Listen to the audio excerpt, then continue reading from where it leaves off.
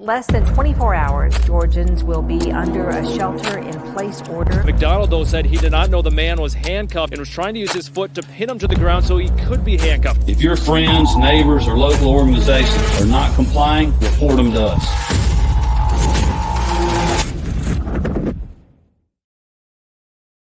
Howdy, y'all. Welcome to the Free Georgia podcast. My name is Jake Green. Thank y'all so much for tuning in today. I am in Montana at the moment, building house up here. I'm also a little sick, so if I sound a little nasally, that's why. Last week, we had the Libertarian National Convention up in Washington, D.C. I was planning on doing this episode last Monday, but business ran over. My wife and I changed our flights. We could be there till 1 a.m. when business finally concluded.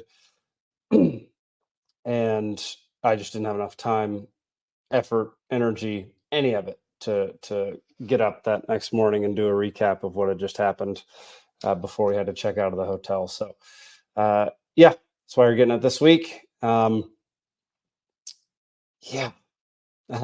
we get started, you can go to lpgeorgia.com to learn more about the Libertarian Party of Georgia and what we're doing around the state to spread freedom and liberty. You can also learn about one of our biggest issues this coming election cycle, which is ballot access.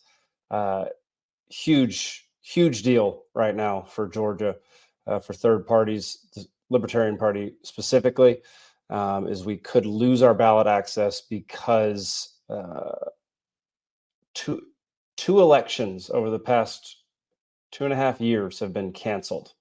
Public Service Commissioner. You can go learn all about it. We did a whole episode about it. I believe it was 2 or 3 episodes ago. So you can go learn about that. But it's a big deal. And our presidential candidate for this upcoming election is Chase Oliver. He's from Georgia. He is the guy who pushed Warnock and Walker to runoff election. He debated Warnock when Walker didn't show up, did a great job in that debate. And he'll be representing the party as our presidential candidate. And this gives Georgia, since Chase already has name recognition here in the state, it gives us the best chance to retain our ballot access.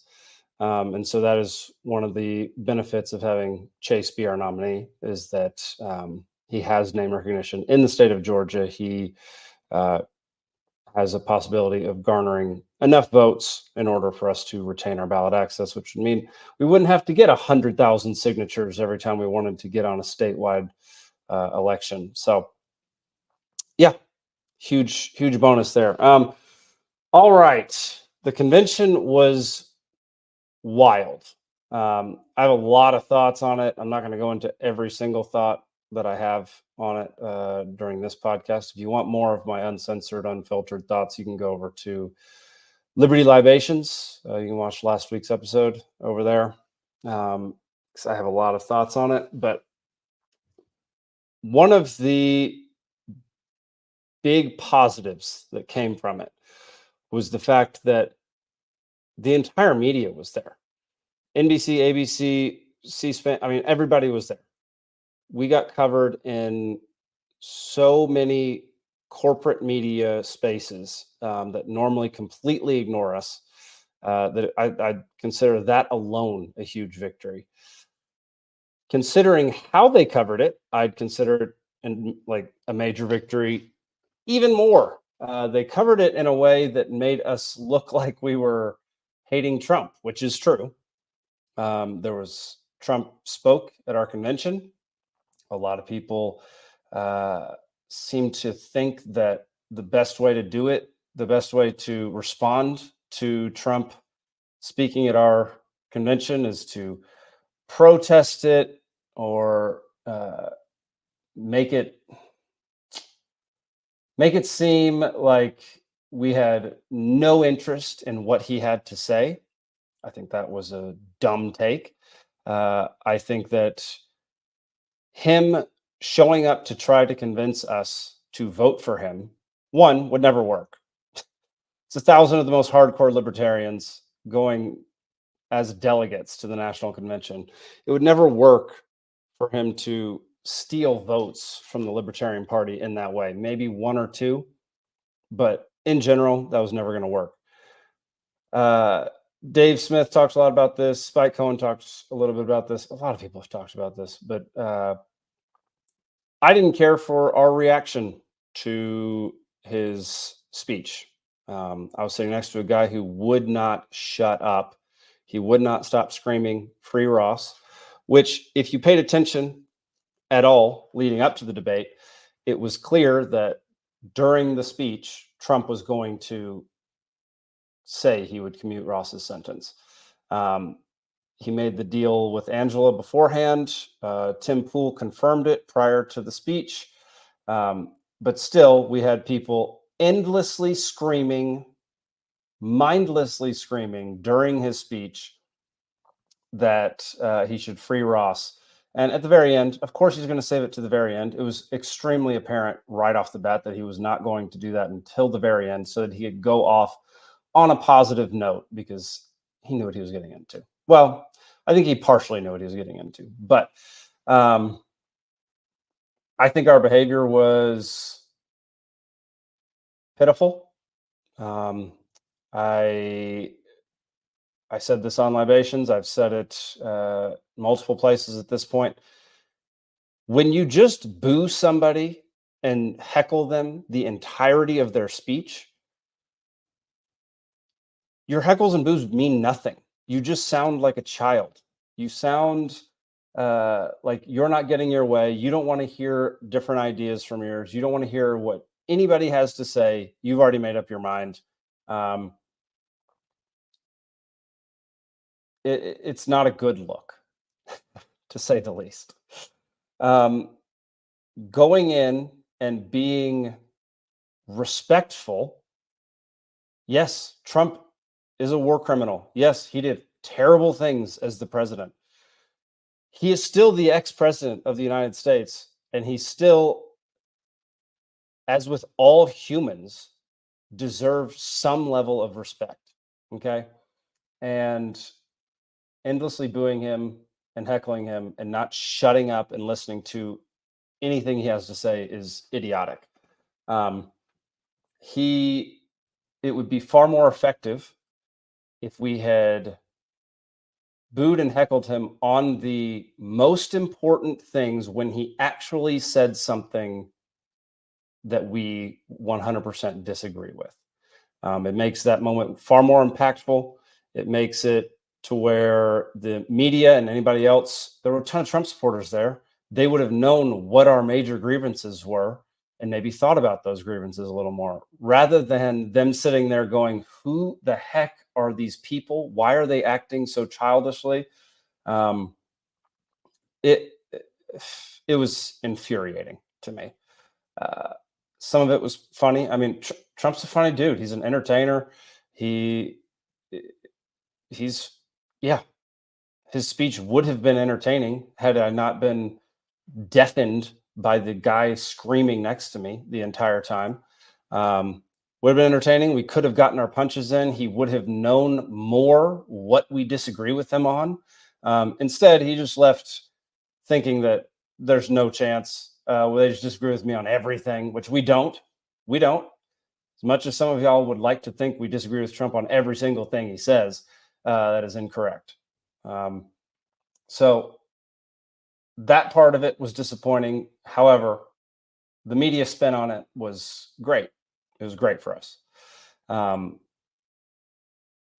I thought that people were far more respectful for RFK's speech, which is funny because RFK holds a bunch of the same values as Biden and Trump, except for one major difference, which is healthcare freedom. And so it is funny to watch a group of libertarians sit politely and cheer for RFK and boo him occasionally. It was very rare, though. whereas with Trump, it was just nonstop insanity. So, yeah, super disappointed in that moment. I didn't. I guess it made for interesting TV. I mean, not even that. It wasn't even that interesting TV. Honestly, it was our most viewed episode over on Liberty Libations, but it was only because Trump was speaking. It was weird. It was a whole weird scenario. So yeah, those are my thoughts on the Trump speech. I think it drew far more eyes than we had ever gotten before on the Libertarian National Convention. More people paid attention. Here's where the downside is. And Spike Cohen addressed this in a Twitter Spaces yesterday that I listened to this morning, which is exactly how I was feeling. We needed to pick our presidential candidate prior to RFK and Trump speaking at the event. We failed to do that. Spike mentioned that it was because we were fighting with each other over credentialing, and then we were fighting with each other on LNC chair. And he made a fantastic point, which I hadn't. I thought of it before, part of it before, but not all of it. Is that all this LNC, like who's on the Libertarian National Committee, who like the credentialing and all this kind of stuff, all of the in-party stuff that no one outside of the party cares about, those things need to be handled prior to a presidential convention. When we're picking our presidential candidate and C-SPAN is there and a whole bunch of news is there, we need to look and act like serious people. And when we get 0.1% to 3% of the vote each year, and we're then broadcast on national TV, 1,000 of those people who are part of that 1 to 3% can't even agree with each other on minor things, tiny little minor things that, first of all, the general public doesn't understand because they're not at the convention. They have no idea how our convention works. Most people have no idea how our convention works. Having them watch that and see us fighting and wasting time and dum-dums going up to the microphone to say completely dilatory nonsense, stuff just wastes everybody's time and makes us look foolish and stupid is a horrible look. Okay. And as much as some people think that because we are libertarians and we believe in individual freedom and individual rights and all these things, that has to be applied to our conventions and our official gatherings and things like that. Incorrect. This is not it wasn't a public space. Okay. It wasn't an arena where anybody could just come in and do whatever they wanted. You had to be chosen to be there. You had to be invited to be there. It is an organization that has to be taken seriously. And if it's not, then it's basically just a social club, which I'm now realizing after this convention that a lot of people out there kind of use this just as a social club. They don't want to be taken seriously, or they want to, but they want to be taken seriously on their own terms and not ever compromise on those terms, which doesn't work. That's not how life works. If you are dressed in a costume going to a convention where you're going to pick the next president, presidential nominee, you maybe don't deserve to be taken seriously. And to be fair, to be 2022 convention, I was not dressed in a manner that should have been taken seriously as somebody who could pick a presidential nominee. I was in shorts and a t-shirt. I don't think that cuts it. I fully believe, mind you, I know this is the official Libertarian Party of Georgia podcast, but I'm putting some stuff out there. and we'll see what comes back. I fully believe that at convention, especially national convention, but even at state conventions, we need a dress code. We need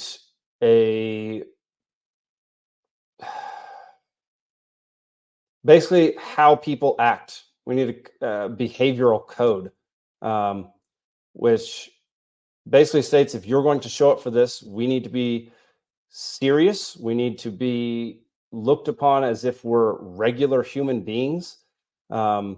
Because while preaching individualism and individual rights and individual freedom is the bedrock of our party,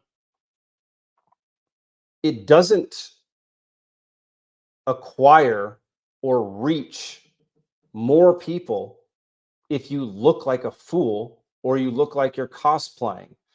And if one person, this is exactly what happened, if one person shows up looking ridiculous, the media will find that picture and use it.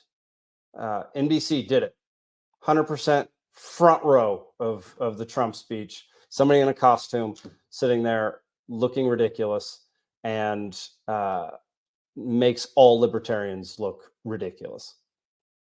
It's just what it is. Like, optics matter. Optics matter when you're trying to sway the opinion and get people to dive into what actually matters and what our values are.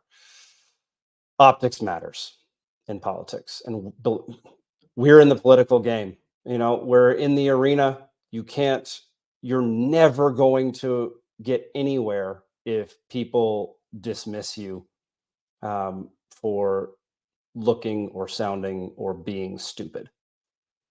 Yeah. It was my wife's first national convention. She was there on Friday when we did all the credentialing nonsense, and it took the majority of the day, which took time away from us picking LNC chair, picking our presidential candidate, picking our vice presidential. It's that first day was a disgrace, honestly. I didn't think much of it at the beginning, because I just felt that's how libertarian conventions generally go, because no one can get along. But as I reflect on it, I realize how horrific of a mistake that was to broadcast that section of the convention. We should have chosen our candidate way prior to Trump and RFK speaking. That way he could be in the front row. He could be asking questions during a Q&A. He could be sitting there. There could be photos of that. He could give the intro speech. He could give the rebuttal speech afterwards. So many missed opportunities with that. So those were a few of my biggest takeaways from convention. In the end, everything got picked. We were there Sunday. It was like 16 or 17 hours of voting repeatedly over and over again. I'm not going to get into all the controversies of the Mike Termott thing and Rechtenwald and all that kind of stuff. But it was a long process. Spike made an interesting point, is that the reason it seems so, God, people need to stop. One person's texting me right now. I apologize. The reason it gets so heated, Spike thinks, is because that's how democracy works, which I'm not the biggest fan of democracy. But he says democracy, while most libertarians agree on 80 to 90% of, good Lord, how many dadgum, throw the phone, get out of here. Most libertarians agree on 80 to 99% of things. and it's just a few issues here and there that some folks vehemently or just passively disagree on.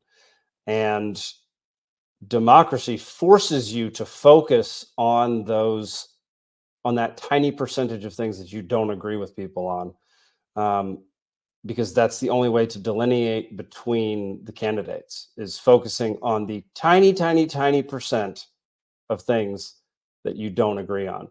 And such an interesting point. It's why I'm not the biggest fan of democracy. I don't care for it. It's definitely one of the reasons. And it's definitely one of the reasons that this convention in particular seemed grueling and exhausting and tense, extremely tense. Yeah. So, these are just things to think about. I don't have a ton of answers today. Lots of questions as to where we go from here, how to fix this, how to fix these issues for 4 years from now when we're on the national stage again, picking another presidential candidate. I fully believe that we need to do that far sooner in the process. Have somebody, we can't afford to start campaigning in June in an election year. We need to start campaigning in February.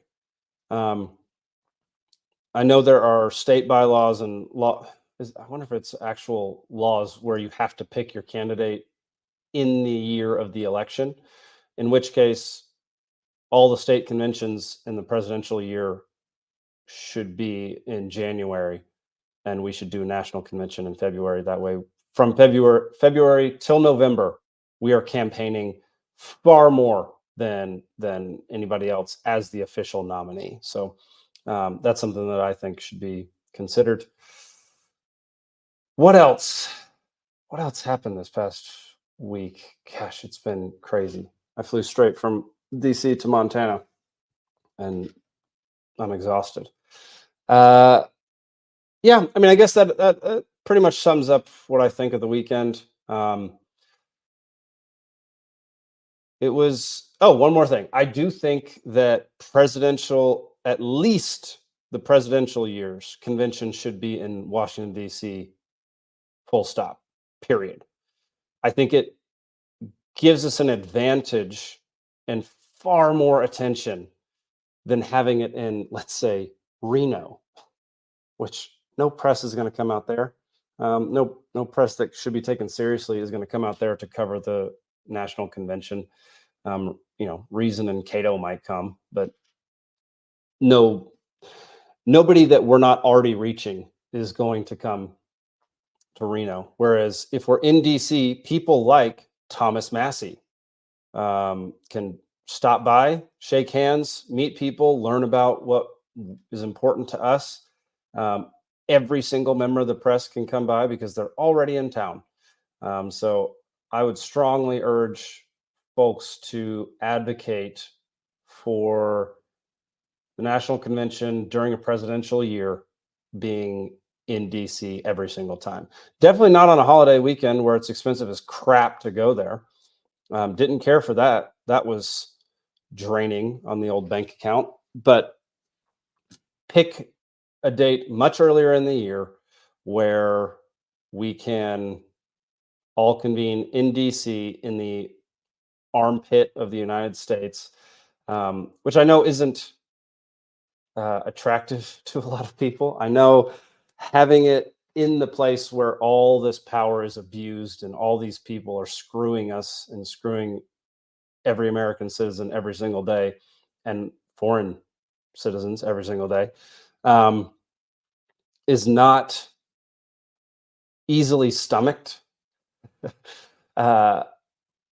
But it makes it, my wife made this point, it makes it so that it looks good because it looks like you're a part of it.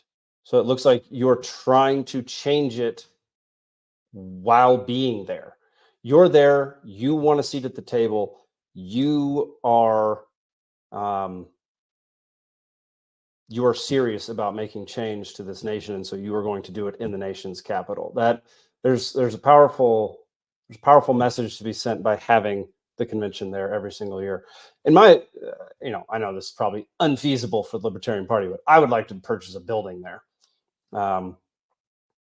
just a permanent building where we have our conventions, where we rent out things, have Liberty events, all sorts of stuff in DC. But that's probably further down the road and probably costs way more than what we can actually afford. So long-term goals. That'll do it for today, y'all. I appreciate y'all watching this episode. I know it's a little different than what I normally do. Next week I'll be back with an actual interview with somebody with somebody talking about things that matter to individual people that are not libertarians. So yeah, thank you all so much for tuning in. Really appreciate it. Go check out lpgeorgia.com to learn more about our party in the state of Georgia. If you're not in Georgia, you can go to lp.org to learn more about the National Party and find your state affiliate there. So that'll do it this week. Make sure to tune in next week, 8 p.m. for more Free Georgia podcast. We'll see you then. Peace.